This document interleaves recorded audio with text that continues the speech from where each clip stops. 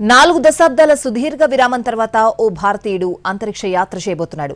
Axiom మిషన్లో భాగంగా మరో ముగ్గురితో కలిసి శుభాంశు శుక్లా ఇవాళ అంతరిక్షంలోకి వెళ్లబోతున్నారు.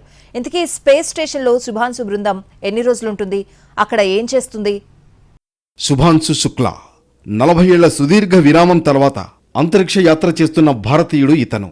1984లో వింగ్ కమాండర్ రాకేష్ శర్మ అంతరిక్ష యాత్ర చేశారు. అదే మొదటిది, అదే చివరిది కూడా.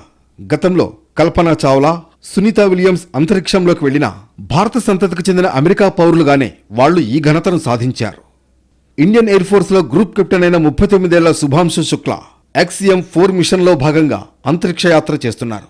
ఇస్రో తరఫున ఆయన ఈ యాత్రలో పాల్గొంటున్నారు. శుభాంశు శుక్లాతో పాటు మరో ముగ్గురు వ్యోమగాములు ఇంటర్నేషనల్ స్పేస్ స్టేషన్ ISS కు వెళుతున్నారు. మన కాలమానం ప్రకారం ఇవాళ సాయంత్రం 5:30 గంటలకు స్పేస్ ఎక్స్ క్యాప్సూల్ బయలుదేరుతుంది. 28 గంటల తర్వాత ISSను చేరుకుని దానితో క్యాప్సూల్ అనుసంధానమవుతుంది. ISSకు వెళ్లిన తొలి భారతీయ వ్యోమగామిగా శుభాంశు రికార్డు సృష్టించనున్నారు. శుభాంశు బృందంలో గల మిగతా ముగ్గురు పోలాండ్, హంగేరీలకు చెందినవాళ్లు. ఈ బృందం 14 రోజుల పాటు ISSలో ఉంటుంది. భారరహిత స్థితిలో పలు ప్రయోగాలు చేస్తుంది. ప్రధానమంత్రి నరేంద్ర మోడీతో పాటు వివిధ పాఠశాల విద్యార్థులతో ISS నుంచి ఈ బృందం ముచ్చటించనుంది.